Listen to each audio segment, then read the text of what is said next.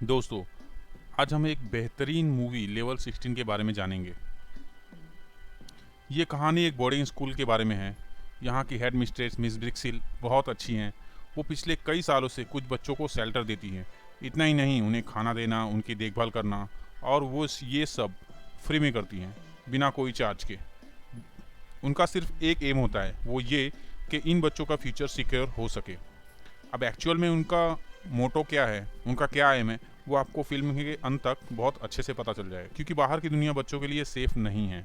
वैसे भी इसमें से ज़्यादातर लड़कियां बहुत ही गरीब परिवार से आती हैं, तो उनके लिए इस खतरनाक माहौल से बचना नामुमकिन था। तो मिस ब्रिक्सिल इसे अपना मिशन बनाया। और इस स्कूल की खासियत ये है कि यहाँ पर कोई खिड़की नहीं है। इसे ना वो बाहर का दुनिया देख सकती है, ना ही बाहर की दुनिया की कोई खबर अंदर आ सकती है, ना ही कुछ उन्हें बाहर की दुनिया के बारे में दिखाई दे सकता है, ना ही कुछ जानकारी मिल सकती है। वैसे भी बाहर की दुनिया बहुत टॉक्सिक है, तो ये लोग उसके बारे में जानना भी नहीं चाहती। ये जो मकान है ये बहुत बड़ा और सेफ बिल्डिंग होता है। माफ़ कीजिए, इसे मकान नहीं बिल्डिंग कहेंगे। यहाँ उन्हें एक परफेक्ट लेडी बनने की सारी ट्रेनिंग दी जाती है।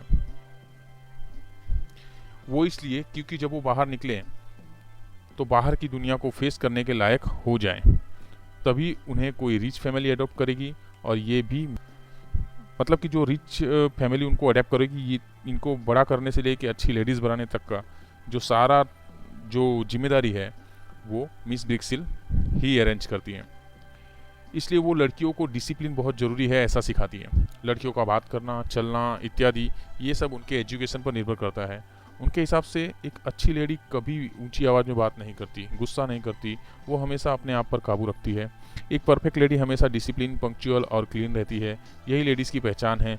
लेकिन जो सबसे ज़्यादा नोटिस करने वाली बात होती है वो ये कि उन्हें यहाँ पर सब कुछ सिखाया जाता है, उन्हें अच्छे से ग्रूम किया जाता है और ये सारी जानकारी उनको दी जाती है। उनको एजुकेशन के बारे में कोई भी नई जानकारी नहीं दी जाती। यहाँ पे उनको कोई चीज़ पढ़ाई नहीं जाती बुक से, यानी कि जो जैसा कि हमें स्कूलों में पढ़ाया जाता है, ये आम स्कूल की तरह नहीं था। यहाँ एजुकेशन नाम की कोई चीज़ नहीं दी जाती थी। और इस स्कूल में उन्हें हर रात सोने से पहले एक विटामिन की टैबलेट दी जाती है, जो उन्हें कैमरे के सामने लेना होता है, क्योंकि विटामिन सेहत के लिए बहुत ज़रूरी होता है। इस स्कूल में स्पेशली क्लीननेस के ऊपर बहुत ध्यान दिया जाता है। वैसे भी इस हालत में खुद को क्लीन रखना बहुत ज़रूरी होता है, नहीं तो इन्फेक्शन का खतरा बना रहता है। मिस ब्रिक्सिल स्कूल के नियमों के बारे में बहुत सख्ती बरतती हैं। इस स्कूल में 16 लेवल हैं। जी, इस स्कूल में 16 लेवल हैं और हर लेवल में 4 से 5 हॉल हैं। ये फिल्म स्टार्ट होती है एक इंसिडेंस दिखाकर जो लैब में हुई होती है। हम दो लड़कियों को देखते हैं, सोफिया और डिवियन। वो बहुत अच्छी दोस्त होती हैं।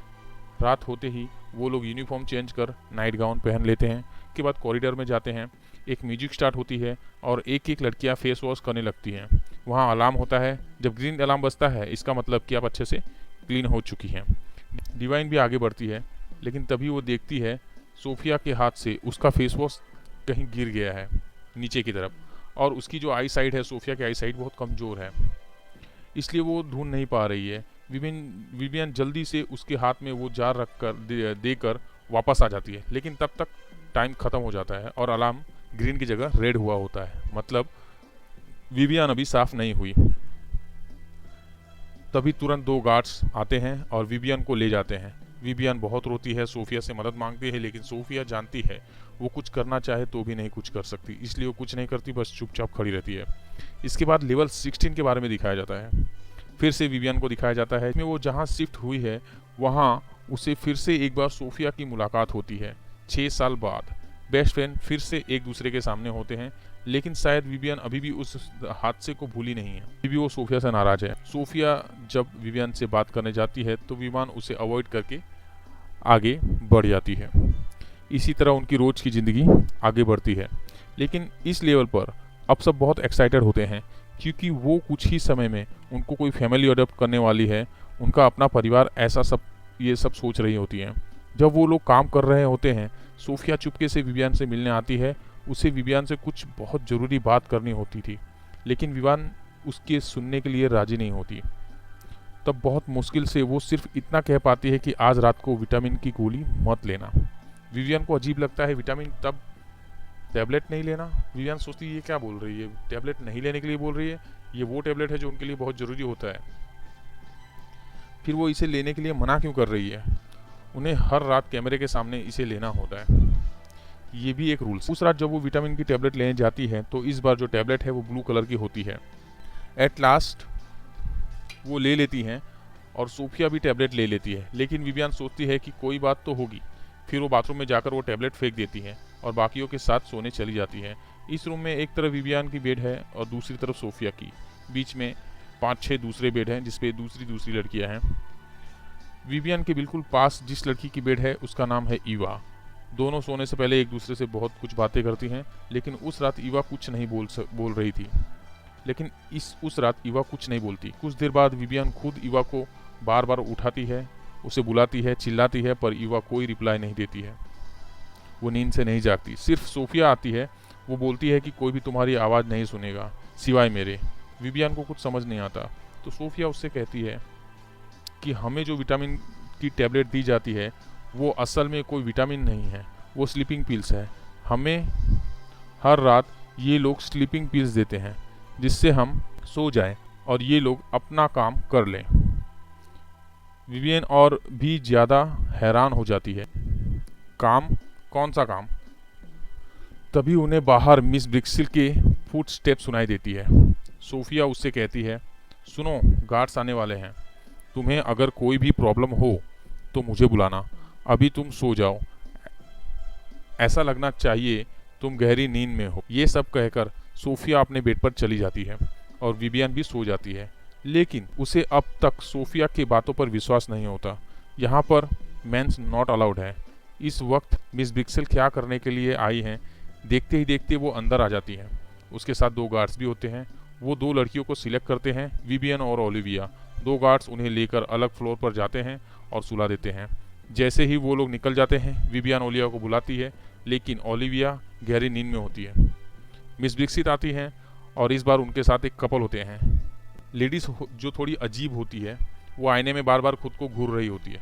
मिस ब्रिक्सिल कहती हैं, आपने इन दोनों में इसको डेमोस्ट्रेट करने के लिए कहा था, मैंने कर दिया। अब आप सिलेक्ट कीजिए, उसके बाद हम बाकी के प्रोसेस स्टार्ट करेंगे।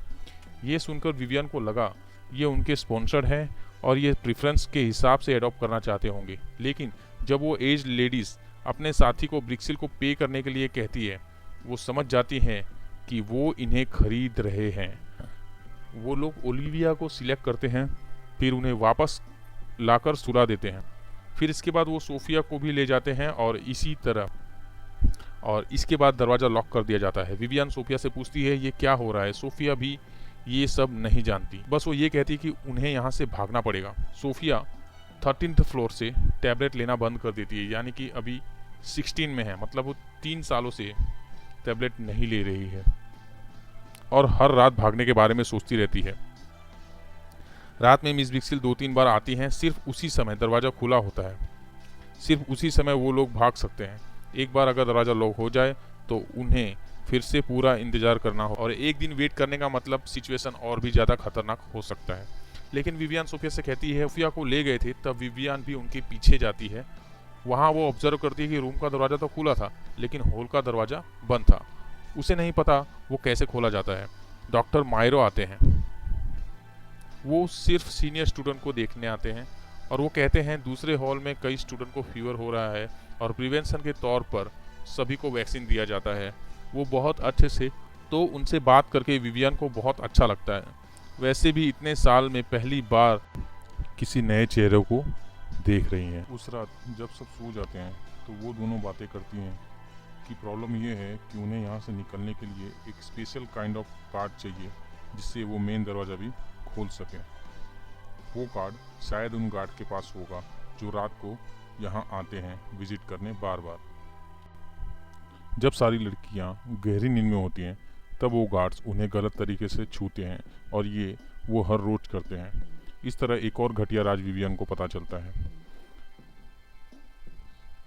साथ ही सोफिया बताती है कि जब वो गार्ड कल रात आएंगे तो हम दोनों तैयार बैठे होंगे और हम दोनों उस पर हमला करके उन गार्ड के ऊपर कब्जा कर लेंगे। लेकिन ये बहुत रिस्की है। विवियन कहती है, मुझे लगता है डॉक्टर मायरो हमारी मदद कर सकते हैं, हमें उनसे बात करनी। सोफिया डर जाती है, वो विवियन से मना करती है, लेकिन फिर भी विवियन फिर से डॉक्टर मायरो से बात करना चाहती है। उसे कहती है रोज हॉल में लड़कियों को सोते समय प्रॉब्लम हो रही है, पर विवियन गलती से ये कह देती है कि मिस ब्रेक्सिन हमारी मदद नहीं करने वाली।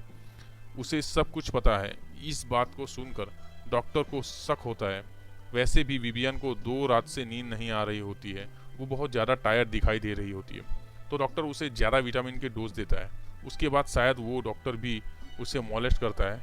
वहाँ से लौटने के बाद विवियन फिर से काम करने लगती है, लेकिन उसे बहुत ज़्यादा वीकनेस और चक्कर आने लगती है। सोफिया उसे मिलने आती है और वो दोनों डॉक्टर के बारे में बात करने लगती हैं, लेकिन वो ड्रग के कारण इतने ज़ोर से बात कर रही होती है कि युवा नोटिस कर लेती है और मिस ब्रेक्सिल को रिपोर्ट कर देती है। उसने ऊंची आवाज़ में बात करके नियम को तोड़ा है। मिस ब्रेक्सिल विवियन को उस रात एक बॉक्स में बंद करवा देती है। रात में जब सब सो जाते हैं तो सोफिया रस्सी लेकर उन गार्ड्स का वेट कर रही होती है। वो श्योर होती है कि वो लोग जरूर आएंगे और वो भी जानती है कि उसे जो भी करना है वो उसे अकेले ही करना होगा। एक बार उसने विवियन की मदद नहीं की थी, उसको भी अभी तक बहुत अफसोस है, लेकिन ये मौका वो दोबारा नहीं छोड़ना चाहती और साथ में वो ये भी चाहती है कि वो किसी भी तरीके से विवियन की मदद जरूर करेगी, उसे छोड़कर नहीं जाएगी। वो गार्ड वहाँ आ जाता है। वो एक दूसरी लड़की के पास जाकर जैसे ही उसे हाथ लगाने की कोशिश करता है, सोफिया पीछे से आकर उसे वो इंजेक्शन लगा देती है, जिससे वो गार्ड वहाँ बेहोश हो जाता है। सोफिया कार्ड लेकर वो दरवाज़ा खोलती है और दरवाज़ा खोलकर वो बाहर जाती है। वो पहले विवियन के पास जाती है उसे छुड़ाने के लिए, लेकिन जैसे ही वो बॉक्स खोलने की कोशिश करती है तब तक वो गार्ड होश में आ जाता है और वो अलार्म बटन ऑन कर देता है, जिससे डॉक्टर मिस्टर ब्रेक्सिल और बाकी के सारे गार्ड्स चौकन्ने हो जाते हैं। सोफिया विवियन को फ्री नहीं कर पाती। वो कार्ड लेकर भाग जाती है, बट वो उसे प्रॉमिस करती है कि वो वहाँ से उसे निकाल कर ले जाएगी। वो उसके जाने के बाद 2 गार्ड आकर विवियन को वापस ले जाते हैं। वो देखती है वहाँ पर सभी स्टूडेंट प्रेजेंट हैं। वो भी वहाँ खड़ी हो जाती है और तभी वहाँ पर मिस ब्रेक्सिल और डॉक्टर आ जाते हैं, जो बहुत गुस्से में होती है। वो कहती हैं कि सोफिया ने जो किया वो बेईमानी है। इन स्टूडेंट को उन लोगों ने इतने मेहनत से बड़ा किया है, इतनी मेहनत से उन्हें ग्रूम किया है, और इसके बदले में ये लोग इन्हें ये सिला देंगे। और वो ये भी कहती है कि उसने जो चीज़ चुराई है वो कार्ड जो अभी उसके पास नहीं है, श्योरली वो इनमें से किसी एक के पास है। डॉक्टर मायरो चेतावनी देते हैं कि जिसके पास भी वो कार्ड है हमें दे दो, नहीं तो हमें और भी ज़्यादा स्ट्रिक्ट होना पड़ेगा। कोई भी स्टूडेंट कुछ नहीं बोलता। ये देखकर डॉक्टर लीटा को पनिश करने के लिए उसे ले जाते हैं और वो ये भी कहते हैं कि जब तक उन्हें वो कार्ड वापस ना मिल जाए, हर रोज़ एक स्टूडेंट को पनिशमेंट दिया जाएगा। उस रात मिस ब्रेक्सिल अपने हाथों से लोगों को विटामिन टैबलेट देती हैं और श्योर करती हैं कि विवियन को ये ज़रूर ले। वो अपने सामने उसे देती हैं, लेकिन विवियन को चूंकि वो कार्ड ढूंढना था इसलिए वो जागने की बहुत कोशिश करती है और वो कार्ड ढूंढती रहती है, लेकिन उसे वो कार्ड नहीं मिलता। आखिर में वो उसे कार्ड मिल जाता है।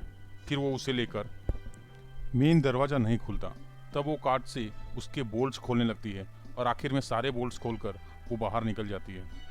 और बाहर निकलते ही धीरे धीरे उसे स्कूल के सारे राज पता चलते हैं। उसे पता चलता है ये स्कूल नहीं क्लिनिक है। जब वो सोफिया को ढूंढते हुए नीचे पहुंचती है, सोफिया उसे मिल जाती है। वहाँ पर दोनों को रीटा की लाश मिलती है। सिर्फ इतना ही नहीं, वो देखते हैं कि रीटा के फेस पर स्किन निकाला हुआ होता है, उसके चेहरे पर स्किन नहीं होता। अब उन्हें पता चलता है कि आखिर क्यों डॉक्टर मारे और ब्रेक्सिल उन्हें यहाँ पर रखे हुए होती हैं, क्यों उनका इतना ध्यान रखा जाता है। वो सिर्फ इसलिए ताकि वो उनको फेस को किसी बूढ़ी औरत के फेस पर लगा सकें, जिससे वो ओल्ड लेडी को लगाया जा सके और इस तरह से उन्हें बहुत सारे पैसे मिलते हैं। विवियन के पास वो कार्ड होता है, वो चाहते तो वहाँ से भाग सकते थे, लेकिन सोफिया कहती है कि उसे बाकी लड़कियों को भी निकालना है। वो चाहती है कि बाकी लड़कियों को भी यहाँ से निकाले। वो विवियन को वहीं वेट करने को कहकर नीचे चली जाती है और बाकी लड़कियों को अलर्ट करती है।